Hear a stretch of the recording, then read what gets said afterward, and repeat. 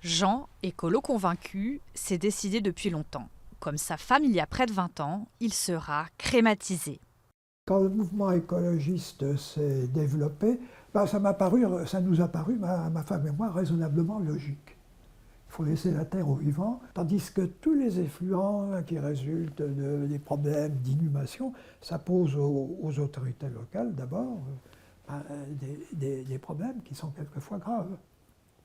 Puisque ce sont des pollutions qui s'ajoutent à toutes les autres que nous avons dans notre assiette, dans nos verres.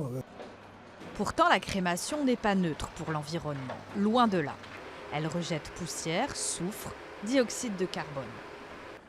Pour respecter la loi, les crématoriums ont donc décidé de se mettre au vert. Celui du Père-Lachaise à Paris est équipé d'un filtre. Un réactif chimique est mélangé à la fumée pour la purifier. Cet appareil est le filtre proprement dit, où nous faisons la séparation particulière, où on sépare les fumées épurées du réactif chimique qui a piégé les polluants. Le coût de l'installation, 3 millions d'euros, est répercuté sur le prix des obsèques, un surcoût de 2 à 3% pour les familles. En 2018, tous les crématoriums devront être équipés.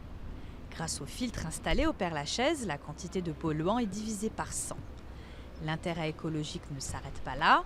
La chaleur des crémations est récupérée pour chauffer le bâtiment. Cela peut surprendre, mais aucun cas de conscience à avoir selon les services funéraires de la ville de Paris. La responsabilité écologique, et c'est parfaitement éthique, au contraire, c'est de l'éthique que d'utiliser cette chaleur pour ne pas aggraver l'effet de serre et donc pour préserver l'environnement. Le Danemark est allé encore plus loin. Son plus grand crématorium chauffe 2 écoles. En France, on n'en est pas encore là. Selon les associations crématistes, les mentalités ne sont pas prêtes.